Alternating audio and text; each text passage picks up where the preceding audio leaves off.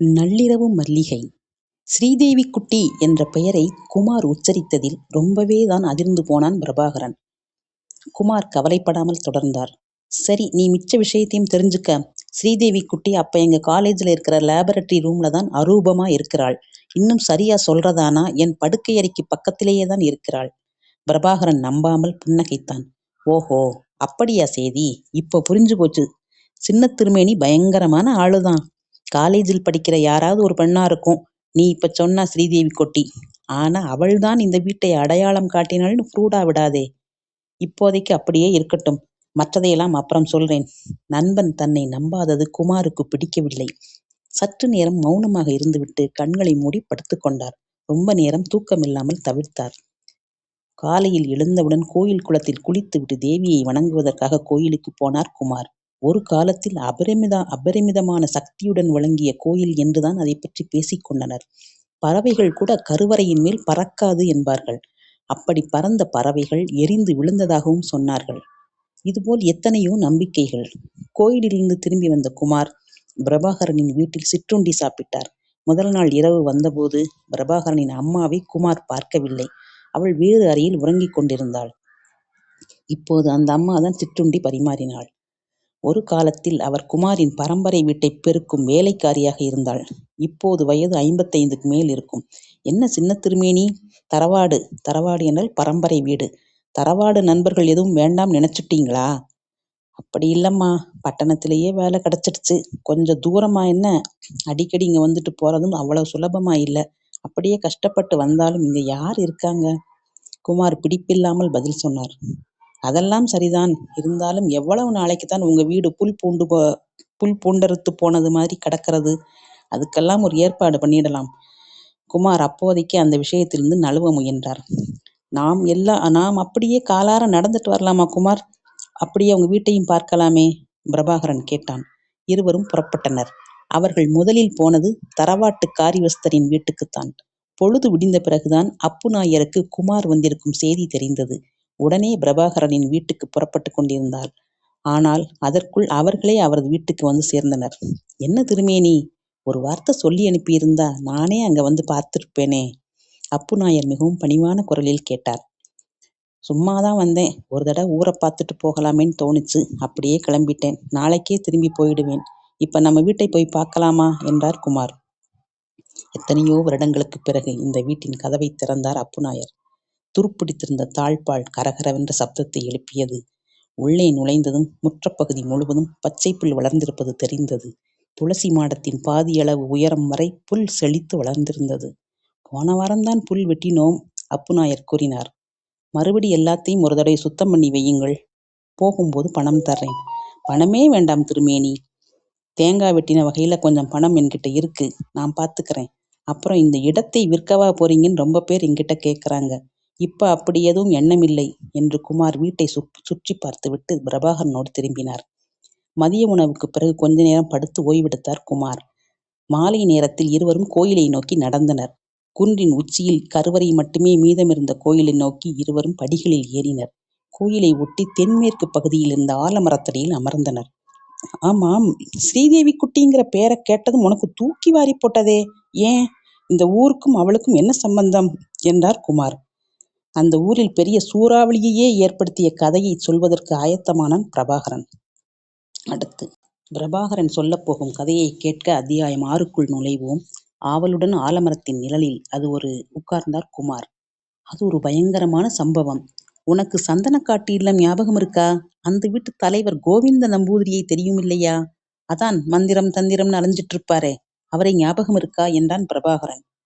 இப்ப ஞாபகம் வருது. குமார் கண்களை சுருக்கிக் கொண்டு பதில் அளித்தார்.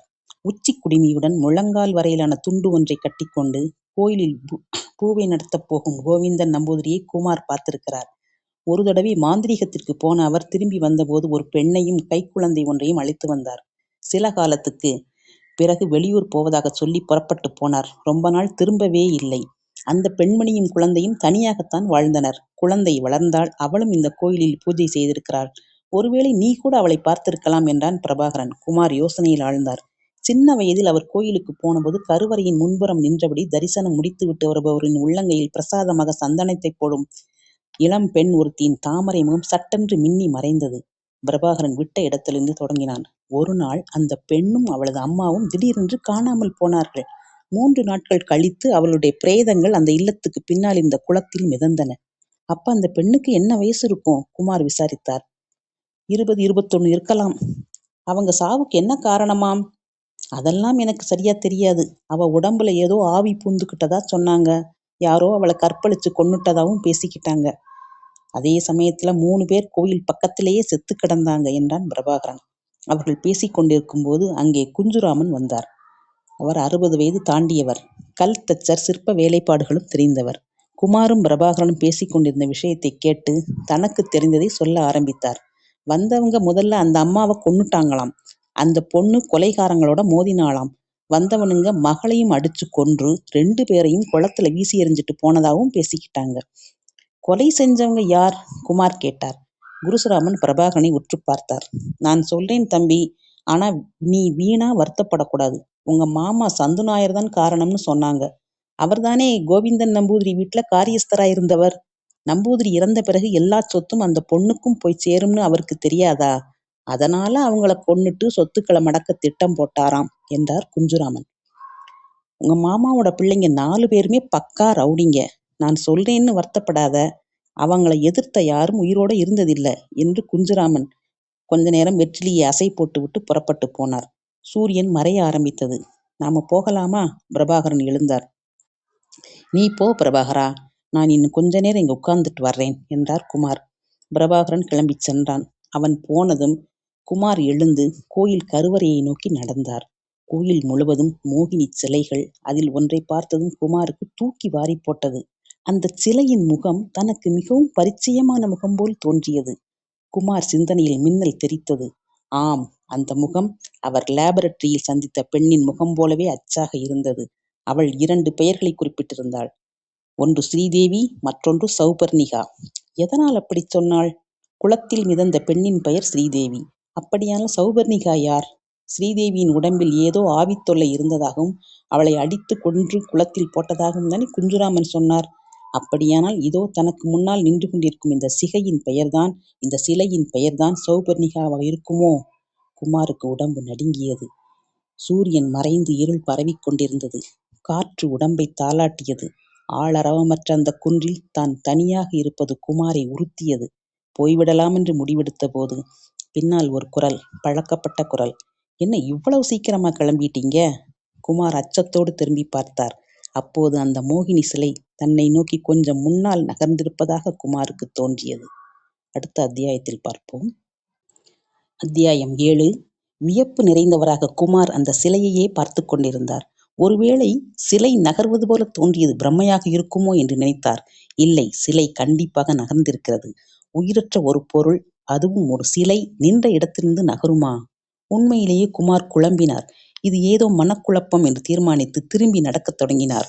கோயில் காம்பவுண்டின் மேற்கு புறமாக கீழ் நோக்கி இறங்கும் முதல் படிக்கட்டில் கால் வைத்த போது பின்புறத்தில் ஏதோ சத்தம் கேட்டது. மறுபடியும் திரும்பி பார்த்தார். அங்கே ஒன்றும் வினோதமாக இல்லை. விரைவாக படிக்கட்டுகளை தாண்டி கீழே வந்தார். அன்றிரவு படுக்கையில் படுத்திருந்த போது குஞ்சுராமன் குறிப்பிட்ட சம்பவங்கள் அவர் நினைவில் அலைந்தன. காரியஸ்தர் சந்துநாயர் கொலை செய்தாரா? குளத்தில் சடலங்களாக மிதந்த அந்த அம்மாவும் மகளும் மறுபடி அவள் நினைவில் வெட்டி மறைந்தனர். காலையில் பிரபாகருடன் டிஃபன் சாப்பிட்டுக் கொண்டிருந்த போது அவனிடம் முந்தைய நாள் இரவில் கோயில் வளாகத்துள் தனக்கு நேர்ந்த அனுபவங்களை கூறினார் குமார். கடைசியில் ஒன்று செய்யலாமா? கிருஷ்ண குரூப்பை சந்தித்தால் என்ன? அவர் மிக பெரிய மாந்திரீகர் என்றார். நீயும் இதையெல்லாம் நம்ப ஆரம்பிச்சிட்டியா? பிரபாகரன் சிரித்தபடியே கேட்டான். நடந்துவிட்ட சம்பவங்களை பார்க்கும்போது அதையெல்லாம் நம்ப வேண்டுமென்றுதான் தோன்றுகிறது. அதுதான் உன்னோட விருப்பம்னா அப்படியே செஞ்சுட்டா போகுது. பிரபாகரன் உடன்பட்டான். கிருஷ்ண குரூப்பு அந்த ஊரிலேயே மிகவும் புகழ்பெற்ற ஜோதிடர், மாந்திரீகர். அவரை பார்க்க யார் யாரோ வருவார்கள். குமாரும் பிரபாகரனும் குரூப்பை பார்க்க போனார்கள். 4 கட்டும், 4 அறைகள் மற்றும் வராண்டா உள்ள வீட்டு அமைப்பு. தெரு வாசற்படியும் உள்ள பழமையான வீடு அது.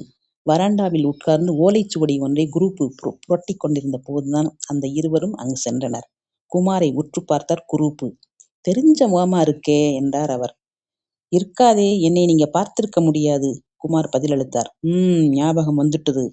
நான் சொல்லட்டுமா? சந்திரசேகரன் திருமேனியின் மகன்தானே? அந்த ஜாடை அப்படியே இருக்கிறது. குரூப்பு நெற்றிப்பொட்டை தட்டி கொண்டே சொன்னார். ஆமாம், அவர்தான் எங்க அப்பா என்றார் குமார் ஆச்சரியத்தோடு. என்ன விஷயமா வந்தேன்? குரூப்பு ஓலைச்சுவடியை மடக்கி பூஜை அறையை வாசல்படியை ஒட்டியிருந்த பீடத்தில் வைத்தபடி கேட்டார். நம்ம கோவிலை பற்றி ஒரு விஷயம் எனக்கு தெரிய வேண்டியுள்ளது. அதற்காகத்தான் உங்களிடம் வந்திருக்கிறேன் என்றார் குமார். இப்ப சந்து நாயரும் அவங்களோட ஆளுங்களும் தான் கோயில் சொத்துக்களை எல்லாம் கவனிச்சுக்கிறாங்க போலிருக்கு. கோயில் நிலைமையை பற்றி அவங்களுக்கு என்ன கவலை? ஆமாம், எதுக்கு கேட்ட என்றார் குரூப்பு. நேற்று சாயங்காலம் கோயில் பக்கத்தில் உள்ள ஆலமரத்தின் அடியில் உட்கார்ந்திருந்தேன். சூரியன் மறைந்த பிறகு புறப்படலாம்னு எழுந்து நடக்க ஆரம்பித்தேன். பின்புறத்திலிருந்து யாரோ கூப்பிடுவது போல தோன்றியது. அருகில் போய் பார்த்தபோது கருவறைக்கு முன்புறம் இருந்த துவாரபாலிகையின் சிலை ஒன்று இருந்த இடத்திலிருந்து நகர்ந்திருப்பதாக தோன்றியது. ஓஹோ, அப்படியா செய்தி? குரூப்பு சற்று நேரம் சிந்தனையில் ஆழ்ந்தார். தேவியின் அருகிலுள்ள துவாரபாலிகைகள் தேவியின் விருப்பத்தை நிறைவேற்றுபவர்கள். தேவி எதையாவது விரும்பியிருக்கலாம் என்றார் குரூப்பு. குமார் மறுபடியும் குழப்பத்தில் ஆழ்ந்தார். காலேஜில் தனக்கு நேர்ந்த அனுபவங்களில் இடம்பெற்ற பெண்ணின் முகத்துடன் இந்த சிலையின் முகம் பொருந்தி போகும் செய்தியை எப்படி இவரிடம் தெரிவிப்பது என்று யோசித்தார். எதுக்கும் அந்த சிலையை ஒரு தடவை நான் நேரில் வந்து பார்த்துடறேன், வாங்க போகலாம் என்றார் குரூப்பு. மூவரும் தேவி கோயிலை நோக்கி ஒற்றையடி பாதை வழியாக நடந்தனர். அவர்கள் கோயிலை அடைந்தபோது சூரியன் கருவறையின் உச்சிப்பகுதிக்கு வந்திருந்தான். கோயிலின் மேற்புறம் மேகக்கூட்டம் கவிந்திருந்ததால் அந்த பகுதியே நிழலால் மூடப்பட்டிருந்தது போல் இருந்தது. நீங்கள் சொன்னது இந்த சிலையைத்தானா என்றார் குரூப்பு. இடதுபுறமிருந்து சிலையை நெருங்கியபடி கேட்டார். குமார் ஆமோதித்தார். குரூப்பு அந்த சிலையை தலையிலிருந்து கால் வரை ஒரு தடவை பரிசோதித்தார். 3.5 அடி உயரமுள்ள அந்த சிலையை ஒரு தடவை சுற்றி வந்தார். சிலையின் கீழே பின்புறத்தில் தேவநாகரி எழுத்தில் என்னவோ பொறிக்கப்பட்டிருந்தது. சிலையின் மீது படிந்திருந்து பாசத்தை விரல்களால் வருடி உதிர்த்தார். பிறகு எழுத்து உள்ள பகுதியை மிகவும் கவனத்துடன் பார்த்தார். ஒவ்வொரு எழுத்தாக வாய்விட்டு படித்தார். சௌ பா இர் நீ கா, சௌபர்ணிகா. குமாருக்கு ஆச்சரியத்தில் தொண்டை அடைத்தது. லேபரட்டரியில் இருந்த எலும்புக்கூடு முதலில் சொன்ன அதே பெயர். அப்படியென்றால் ஸ்ரீதேவி குட்டியின் உடலில் புகுந்து கொண்ட ஆவி இந்த சௌபர்ணிகாதானா? உங்களை பார்த்து இந்த சிலை அசைந்திருந்தால் நிச்சயம் ஏதோ ஒரு காரணம் இருக்கிறது என்றார் கிருஷ்ணன் குரூப்பு. பிரபாகரனும் குமாரும் பிரமை பிடித்தவர்கள் போல கிருஷ்ணன் குரூப்பையும் அந்த சிலையையும் மாறி மாறி பார்த்து கொண்டிருந்தனர். போகலாம் வாங்க. குரூப்பு மௌனத்தை கலைத்து மலையை விட்டு இறங்கத் தொடங்கினார். பிரபாகரன் அவரை பின்தொடர்ந்தார். குமார் கொஞ்ச நேரம் அங்கேயே நின்றார். பிறகு ஒரு நீண்ட பெருமூச்சை உதிர்த்துவிட்டு தானும் திரும்பி நடக்கத் தொடங்கினார். பிரபாகரனும் குரூப்பும் எதையோ பேசியபடி மலையிலிருந்து இறங்கிக் கொண்டிருந்தனர். குமார் போகத் தொடங்கிய போது ஏதோ உள்ளுணர்வு சொல்ல சடக்கென்று கோயில் வாசலை திரும்பி பார்த்தார். அங்கே கருவறை வாசலில் ஸ்ரீதேவி குட்டி இவரை கண் இமைக்காமல் பார்த்தபடி நின்று கொண்டிருந்தாள். அதிர்ச்சியூட்டும் தொடர்ச்சி அடுத்த அத்தியாயத்தில்.